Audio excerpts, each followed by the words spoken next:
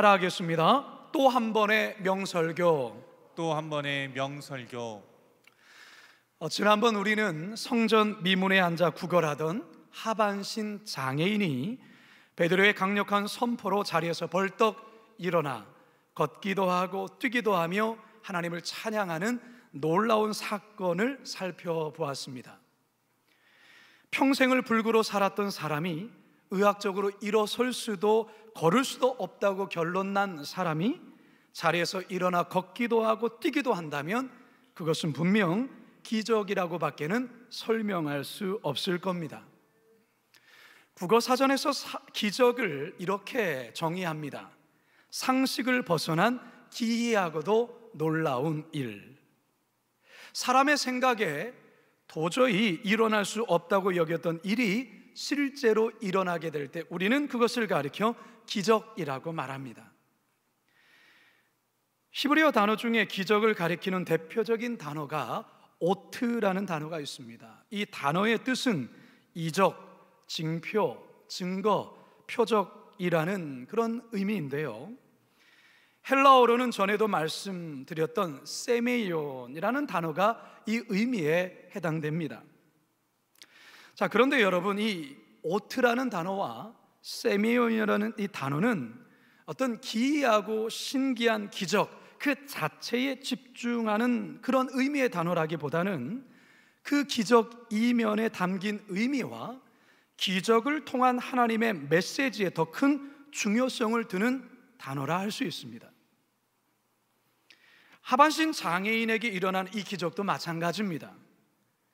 평생 불구자였던 이 사람이 벌떡 일어나 걷게 된 일은 대단히 놀라운 기적이지만 본문은 이 기적을 통해 말씀하시려는 하나님의 메시지, 바로 그 메시지에 집중할 것을 우리에게 말하고 있습니다. 바라기는 오늘 설교의 제목 또 한 번의 명설교를 통해 오늘을 살아가는 우리들에게 말씀하시는 하나님의 음성이 과연 무엇인지 다 같이 깨닫고 결단하시는 은혜의 시간 되길 주님의 이름으로 축원합니다. 한번 첫 번째 따라 하시겠습니다. 주님께 시선을 향하게 하는 설교. 주님께 시선을 향하게 하는 설교. 사람들은 어떤 굉장한 일을 보게 되면 그 일을 일으킨 사람에게 주목하며 그에게 열광합니다. 평생을 하반신 장애인을 성전 미문에 앉아 구걸하던 그 사람을 베드로가 일으켜 세우자 사람들은 놀라워하며 베드로 주변에 가득히 몰려들기 시작합니다. 11절 함께 읽겠습니다. 시작. 나은 사람이 베드로와 요한을 붙잡으니 모든 백성이 크게 놀라며 달려나가 솔로몬의 행각이라 불리우는 행각에 모이거늘. 자, 바로 이때 베드로는 자신에게 집중하는 군중들을 향해 다음과 같은 메시지로 설교하기 시작하죠. 12절 함께 읽습니다. 시작. 베드로가 이것을 보고 백성에게 말하되 이스라엘 사람들아, 이를 왜 놀랍게 여기느냐? 우리 개인의 권능과 경건으로 이 사람을 걷게 한 것처럼 왜 우리를 주목하느냐? 아멘. 여러분, 이게 무슨 말입니까? 여러분, 이 사람이 걷게 된 것이 마치 우리의 능력으로 된 것처럼 여러분 왜 저를 주목하십니까? 저를 주목해서는 안 됩니다. 이 일은 우리가 행한 것이 아닙니다 라는 말입니다. 베드로는 자신을 주목하며 신기해하는 그들의 시선을 황급히 주님께로 돌리고 있습니다. 사랑하는 성도 여러분, 이 첫 번째 메시지는 특별히 오늘날 이 강단에서 말씀을 전하는 사역자나 또는 교회에서 이런저런 일들을 감당하는 직분자들에게 대단히 중요한 말씀이라 여겨집니다. 어떤 면에서 그럴까요? 참으로 신실했던 사역자가 언제 넘어지는지 아십니까? 어느 순간 자신도 모르게 하나님께 드려야 될 영광을 자신이 취하게 되어질 때, 그때 그의 신앙은 넘어지며 변질되곤 합니다. 헤롯 아그리파 1세가 어느 날 군중들로 가득 메워진 원형 경기장 연단에서 은빛으로 치장된 옷을 입고 연설을 했습니다. 이 은빛으로 치장된 옷이 이 태양빛에 반사가 되니까 옷이 반짝반짝 빛이 나는, 그래서 마치 천사가 강림한 것 같은 모습을 취했습니다. 그리고 그의 음성이 경기장의 이 공명으로 인해서 마치 신령한 소리처럼 들리게 된 것입니다. 그러자 수많은 군중들이 그의 연설을 신의 소리다라고 찬사를 보냅니다. 바로 이때 이 헤롯이 으쓱해지면서 마치 자신이 신이 된 것 마냥 교만을 떨게 되는데, 하나님이 그 순간 헤롯을 심판하여 벌레에 먹혀 죽게 하십니다. 이 내용이 사도행전 12장에 나옵니다. 함께 보실까요? 시작. 헤롯이 나를 택하여 왕복을 입고 단상에 앉아 백성에게 연설하니 백성들이 크게 부르되 이것은 신의 소리요 사람의 소리가 아니라 하거늘 헤롯이 영광을 하나님께로 돌리지 아니하므로 주의 사자가 고치니 벌레에게 먹혀 죽으니라. 여러분, 참 두려운 말씀 아닐까요? 사랑하는 성도 여러분, 오늘날 우리 그리스도인들은 달을 가리키는 손가락과 같은 자들입니다. 달을 가리키는 손가락. 이 땅에서의 성도들의 사명은 우리를 통해 세상이 하나님을 보도록 해야 합니다. 그런데 이 손가락이 달을 보도록 유도해야 되는데, 달을 보도록 유도하기보다는 자꾸 손가락의 시선을 갖게 유도한다면 그것은 직무유기에 해당됩니다. 여러분 혹시 박태선이라는 사람을 아십니까? 들어보셨습니까? 이 사람이 한때 교회의 아주 신실한 장로였으며 목회자를 잘 섬겼던 충성된 일꾼이었습니다. 금식 기도도 많이 하고 성경도 많이 보았습니다. 그런 가운데 그에게 신유의 은사가 나타나기 시작했어요. 처음에는 순수하고 국률의 마음으로 아픈 자들을 위해 간절히 눈물 뿌려 기도하면 낫는 역사가 일어나는 거예요. 그런데 어느 순간 유명세를 타게 되자 그는 하나님께 돌려야 할 영광을 자신에게 돌리며 결국 스스로를 재림주라고 말하는 사이비 교주가 되고 맙니다. 여러분, 누구 하나 예외 없어요. 깨어있지 않으면 어느 누구 하나 예외 없이 우리들도 실족할 수 있다는 사실을 여러분 기억하셔야 합니다. 따라서 여기 서 있는 저를 포함해 목회자들과 그리고 교회에서 중요한 직책을 맡은 직분자들을 위해 성도 여러분들께서 항상 기도해 주셔야 합니다. 결코 하나님의 영광을 도적질하는 죄를 범치 않게 해달라고 여러분 기도해 주시기 바랍니다. 또한 저를 비롯해 우리 목회자들 또한 귀한 직책을 맡은 여러분들은 항상 깨어 기도하셔야 하는 것입니다. 모세가 시내산에서 하나님과 대면하여 내려왔을 때 그의 얼굴에서 광채가 났습니다. 그러자 사람들이 빛나는 모세의 얼굴에 주목합니다. 그러자 모세는 황급히 수건으로 자신의 얼굴을 가리지요. 왜 그렇게 했을까요? 하나님이 아닌 자신에게 주목하는 백성들의 시선을 차단하기 위해서 그랬습니다. 출애굽기 34장 35절입니다. 시작. 이스라엘 자손이 모세의 얼굴에 광채를 보므로 모세가 여호와께 말하려 들어가기까지 다시 수건으로 자기 얼굴을 가렸더라. 자기 얼굴을 가렸더라. 하반신 불구자를 일으켜 세운 베드로의 기적에 사람들이 베드로를 향해 주목하며 열광하자 베드로 또한 자신을 향한 그 열광과 시선을 곧바로 하나님을 향해 하나님을 향하도록 유도한다는 것입니다. 바로 이것입니다. 여러분, 우리의 시선이 어디로 향해야 되고 우리를 통하여 많은 사람들이 누구를 바라봐야 될 것인가를 우리는 분명히 기억해야 됩니다. 앞에서 기적이라는 이 단어의 의미를 설명드렸습니다. 오트라는 히브리어 단어와 세미온이라는 이 헬라어 단어는 그 기적 자체에 집중하는 단어가 아니라 기적 이면에 담긴 의미와 기적을 통한 하나님의 메시지에 더 큰 중요성을 두는 단어라고 했습니다. 성도 여러분, 우리의 시선 또한 기적만을 향하고 기적만을 바라보아서는 안 됩니다. 설사 놀라운 기적이 우리의 삶에 나타날지라도 그 기적 이면에 담긴 하나님의 뜻이 무엇인지를 분별하며 깨달을 뿐만 아니라 우리는 더욱더 주님을 향한 마음으로 우리의 시선이 집중되어야 하는 것입니다. 바라기는 우리의 시선이 오직 주님께로만 향하고 더불어서 많은 사람들의 시선이 우리를 통해 주님께로 향할 수 있도록 달을 가리키는 손가락의 이 사명을 잘 감당하는 저와 여러분 되길 주님의 이름으로 축원합니다. 두 번째 따라 하시겠습니다. 생생한 복음이 담겨 있는 설교. 생생한 복음이 담겨 있는 설교. 하반신 장애인이 걷게 되었을 때 모두가 베드로를 주목하며 열광했습니다. 그런데 베드로는 그 순간 그는 복음을 전할 절호의 기회로 이 순간을 삼습니다.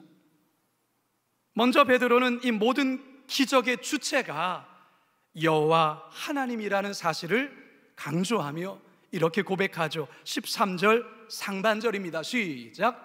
아브라함과 이삭과 야곱의 하나님 곧 우리 조상의 하나님이, 우리 조상의 하나님, 너희들도 잘 알고 있는, 너희들도 경외하고 있는 아브라함과 이삭과 야곱의 우리 조상의 하나님이 이 기적을 지금 행했다, 그렇게 고백하고 있는 것입니다.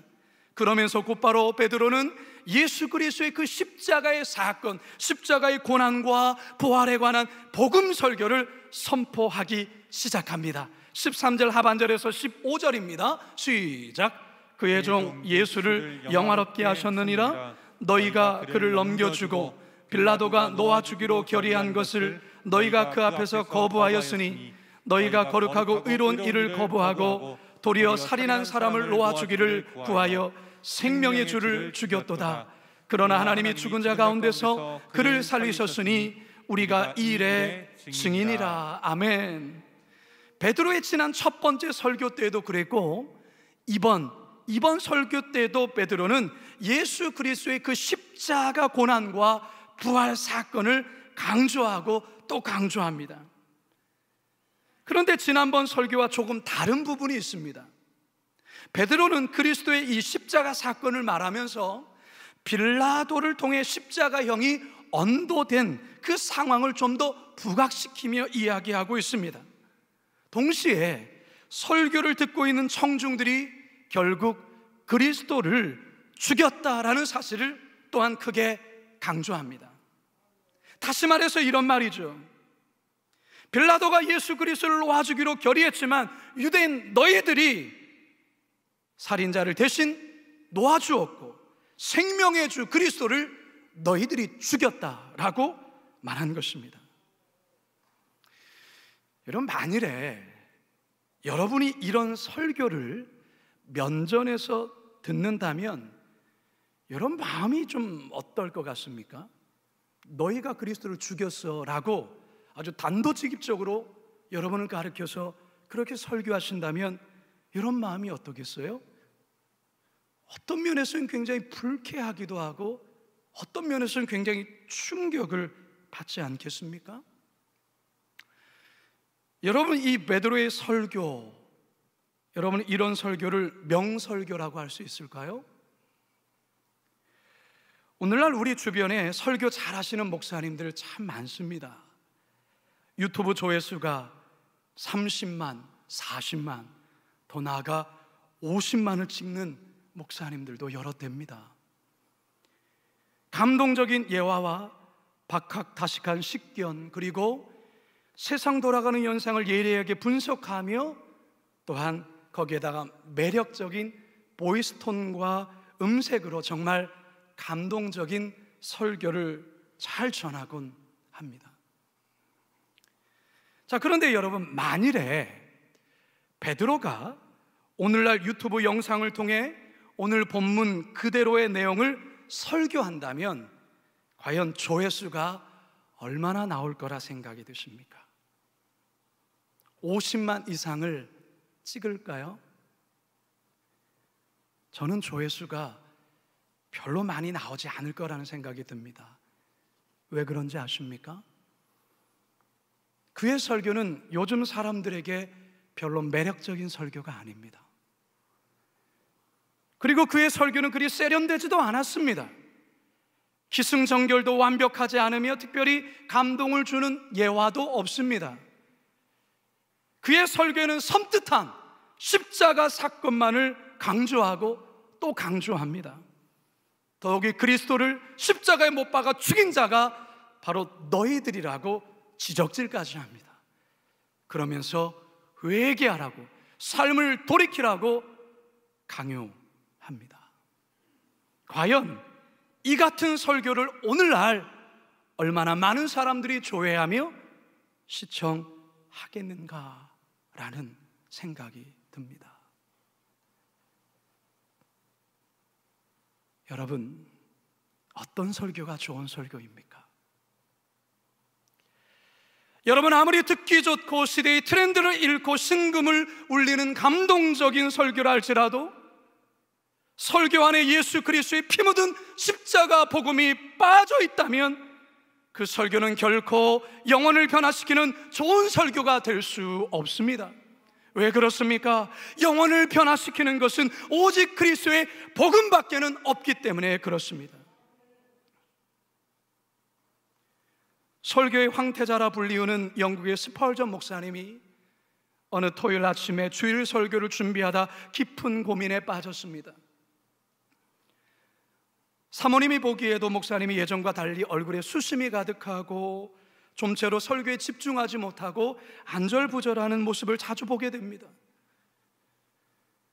따뜻한 차를 준비해서 서재의 문을 두드리며 들어가서 목사님께 묻습니다. 목사님, 무슨 걱정거리라도 있나요? 그러자 목사님이 이렇게 대답합니다.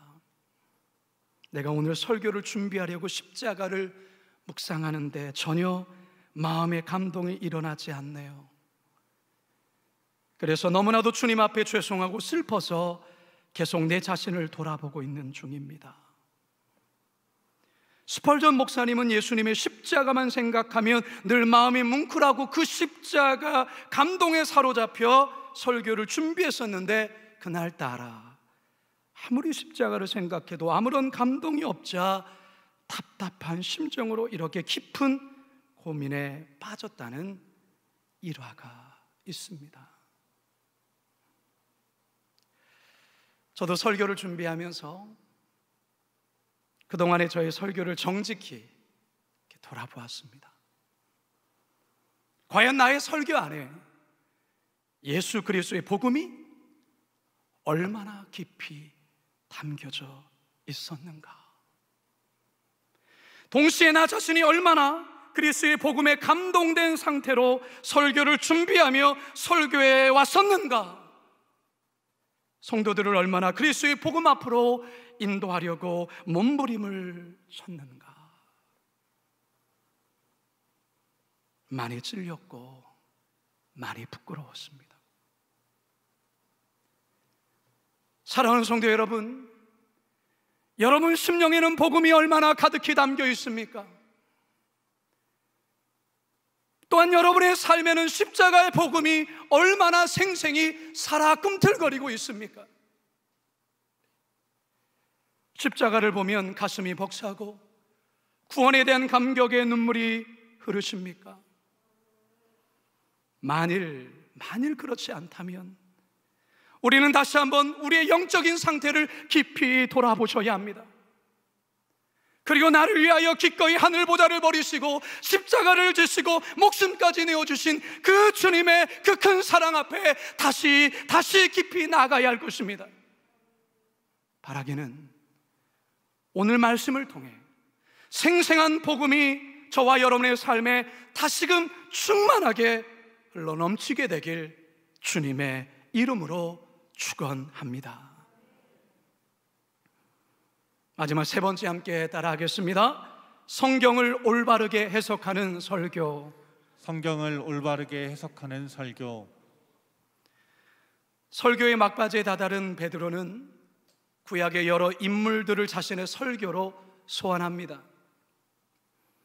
그리고 그들과 관련된 성경 구절들을 인용하며 예수님께서 그리스도 즉 메시아임을 증거하죠. 본문 22절에서 23절 함께 읽겠습니다. 시작. 모세가 말하되 주 하나님이 너희를 위하여 너희 형제 가운데서 나 같은 선지자 하나를 세울 것이니 너희가 무엇이든지 그의 모든 말을 들을 것이라. 누구든지 그 선지자의 말을 듣지 아니하는 자는 백성 중에서 멸망받으리라 하였고. 아멘. 첫 번째로 베드로는 모세와 그의 예언을 소개하고 있습니다. 특별히 나 같은 선지자 하나를 세울 것이니라는 이 말씀은 신명기 18장 15절에 근거한 말씀입니다. 모세가 예언한 바로 그 선지자, 그가 바로 예수 그리스도라는 것을 베드로는 선포하고 있는 것이죠.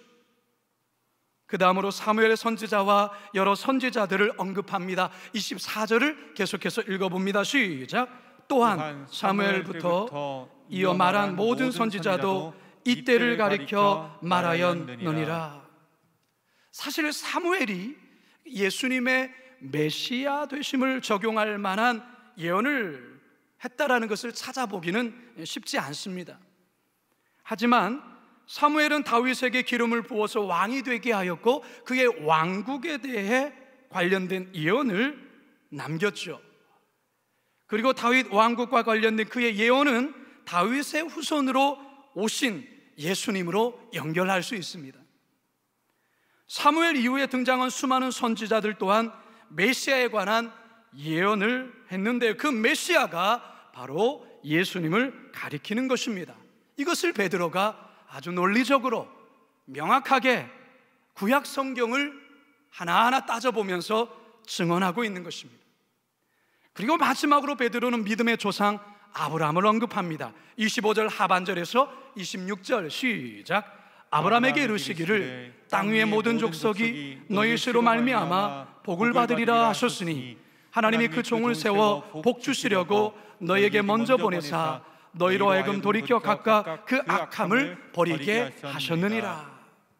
베드로는 이 하나님께서 아브라함과의 그 맺은 언약, 그 언약에서 지상의 모든 족속이 그의 후손을 통해 복을 받게 될 것이라는 말씀을 인용하면서 결국 메시아이신 예수님과 연결시키고 있습니다. 성도 여러분, 이처럼 베드로는 이 구약에 대표되는 인물들을 소환하면서 예수님의 메시아 되심을 아주 논리적으로 이렇게 증명하고 있는 것입니다. 여러분, 우리가 이것을 볼 때에 이 베드로 참 탁월한 성경적인 이해와 성경에 대한 해석에 우리가 감탄하지 않을 수가 없습니다. 여러분이 생각할 때의 좋은 설교, 어떤 설교가 좋은 설교라 생각하십니까? 저는 이렇게 생각합니다. 진리의 말씀인 성경을 올바르게 해석하며 그 진리로 성도들을 바르게 인도하는 설교, 그게 바로 좋은 설교라 할 수 있겠죠. 자, 그렇다면 좋은 성도란 어떤 성도일까요? 좋은 성도란 성경을 통해, 말씀을 통해 오늘의 삶을 자신이 해석해내고 그 삶을 말씀으로 살아내는 자, 바로 이런 성도가 좋은 성도인 것입니다. 여러분, 하나님께서 오늘날 성도들이 이 험한 세상 속에서도 그 어려운 문제들을 극복하며 이겨나갈 수 있는 모든 방법과 그 길들을 성경 안에 모두 기록해 놓으셨다는 사실입니다. 할렐루야. 성경 안에는 구원의 길이 담겨 있죠. 인생의 문제를 헤쳐나갈 수 있는 방법이 기록되어 있습니다. 깨어진 관계가 회복할 수 있는 길들도 기록해 놓았고요, 심지어 코로나의 상황을 이겨나갈 수 있는 방법 또한 성경 안에 기록해 놓았다는 사실입니다. 한번 보실까요? 시편 32편 8절입니다. 시작. 내가 내 갈 길을 가르쳐 보이고 너를 주목하여 훈계하리로다. 바로 하나님의 말씀 속에 우리가 가야 될 그 길, 내가 보아야 될 그것, 우리 하나님께서 이 성경을 통하여 우리를 가르쳐 보이시고 우리를 인도하신다라고 그렇게 말씀하고 있습니다. 따라서 오늘날 성도들은 성경을 가까이 하며 하나님의 말씀에 귀를 기울이고 성경이 제시하는 그 길을 순종하며 따라가야 하는 것입니다. 동시에 설교자는 성경을 올바르게 잘 해석하기 위하여 말씀과 씨름하고, 또한 그것을 설교함으로 성도들을 바른 신앙으로, 바른 믿음의 길로 인도하도록 해야 합니다. 제가 어렸을 때에 불렀던 찬송가 199장 나의 사랑하는 책, 여러분 이 찬송 잘 아시죠? 우리 같이 한번 이 찬양 불러볼까요? 나의 사랑하는 책 비록 헤어졌으나 어머님의 무릎 위에 앉아서 재미있게 듣던 말 그때 일을 지금도 내가 잊지 않고 기억합니다. 귀하다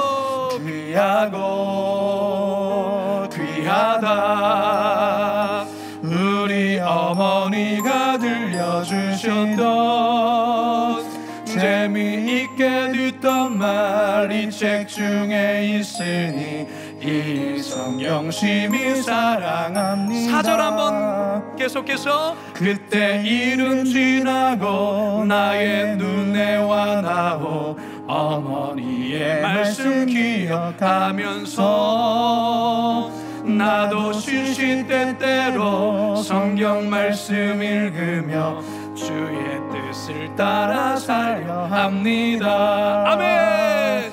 귀하다 우리 어머니가 들려주셨던 재미있게 듣던 말 이 책 중에 있으니 이 성경 심히 사랑합니다. 할렐루야. 나도 시시때때로 성경 말씀 읽으며 주의 뜻을 따라 살려 합니다. 성도 여러분, 이제 저는 말씀을 마치려 합니다. 요즘 아침 저녁으로 아주 선선한 바람이 불어옵니다. 가을이 왔다는 사인입니다. 가을을 맞이하면서 우리 교회가 이번 주 수목금 3일간 말씀 사경회를 갖습니다. 성도 여러분, 그동안 코로나를 이유로, 폭염 무더위라는 이유로 이런저런 이유로 신앙이 느슨해져 있는 성도들 있을 줄 압니다. 여러분 다시금 말씀 앞에 여러분의 그 느슨해졌던 그 신앙을 다시금 졸라 매셔야 합니다. 단단히 묶어 매셔야 합니다. 그래야 코로나의 이 장기화 속에서 우리는 신앙으로 승리하며 살아갈 수 있습니다. 여러분 말씀을 전하실 정성진 목사님 위에 여러분 꼭 기도해 주시기 바랍니다. 사경회에 선포되는 말씀이 오늘 베드로가 전한 말씀처럼 오직 예수 그리스도만이 드러나고 주님께만 우리의 시선이 향하게 하는 설교가 되도록 기도해 주시기 바랍니다. 그리스도의 피 묻은 십자가와 부활의 능력이 담긴 복음이 선포되는 말씀이 되기를 위하여 기도해 주시기 바랍니다. 성경 말씀을 잘 해석하고 풀어내심으로 우리의 삶에 묶였던 모든 문제가 풀어지는 역사가 있는 말씀 사경화가 되기를 위하여 여러분 기도해 주시기 바랍니다. 동시에 여러분 매주일 선포되는 이 강단을 위해서도 기도해 주십시오. 오직 주님께만 향하는 설교가 되고 그리스도의 피 묻은 복음과 생생한 복음만이 전해지며 성경을 올바르게 잘 해석하고 풀어내므로 성도들을 진리의 길로 잘 인도하는 말씀 선포가 매주일에 선포되도록 저를 위해서 꼭 기도해 주시기 바랍니다. 마지막으로 우리 성도들 역시 이번 한 주간 모든 시선이 땅의 것을 향하는 것이 아니라 오직 주님만을 향할 뿐만 아니라 나를 통해서 많은 이들이 그 시선이 주님을 향하도록 인도할 뿐만 아니라 삶의 연장에서 생생한 복음의 삶을 살아내고 성경을 가까이 함으로 말씀이 우리의 삶을 해석해낼 수 있도록 그래서 말씀에 순종함으로 승리하는 이 한 주가 되는 저와 여러분이 되기를 주님의 이름으로 축원합니다. 축원합니다. 축원합니다. 우리 이 시간 말씀을 기억하면서 우리 다 같이 이 찬양을 함께 고백하며 하나님께 나아가기를 원합니다. 십자가 그 사랑, 십자가 그 사랑, 멀리 떠나서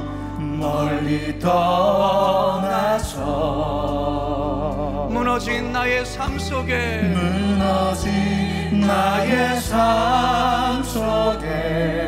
잊혀진 주 은혜, 돌 같은 내 마음 어루만지사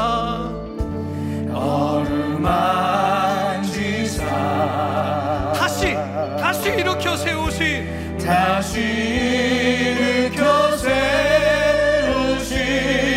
주를 사랑합니다. 우리 다 같이 두 손을 높이 들고 주님 사랑합니다. 주 나를 보호하시고 날 붙드시리. 나는 뭐 외롭고 존귀한 주님의 자녀입니다. 주 나를 보호하시고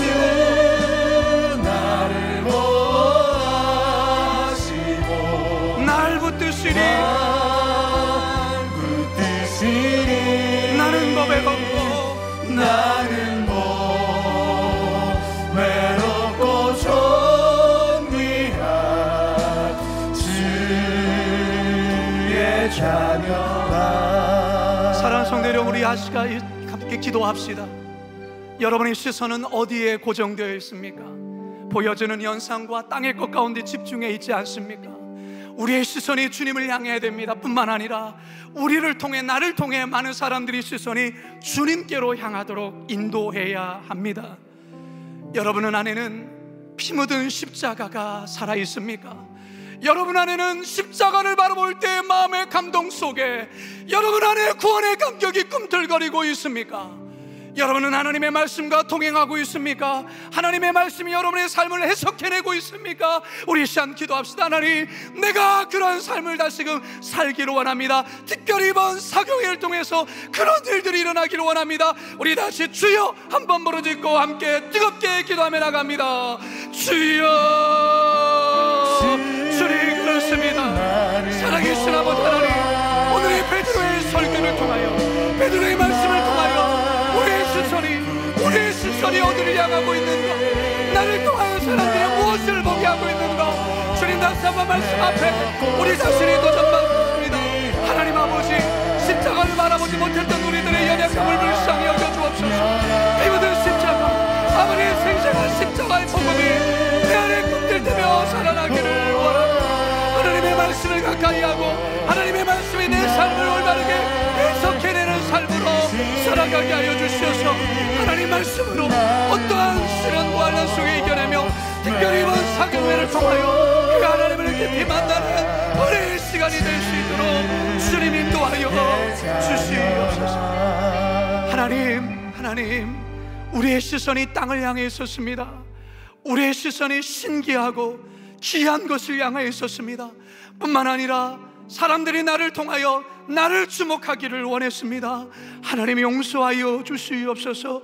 우리의 시선이 다시금 주님만을 향하기 원하고 사람들이 나를 통하여 하나님을 향하는 시선이 될 수 있도록 인도하여 주옵소서. 주님, 다시금 피 묻은 십자가의 복음이 내 안에 꿈틀대며 살아나기를 원합니다. 복음 앞에 내 영혼이 다시금 서기를 원합니다. 말씀이, 성경이 내 삶을 해석해내고 그 해석된 삶 가운데 순종하며 살아나는 삶을 다시금 살기를 원합니다.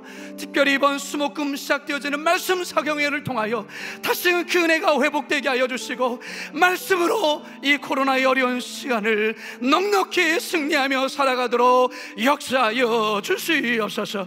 감사드리오며 예수님의 이름으로 기도드리옵나이다. 아멘.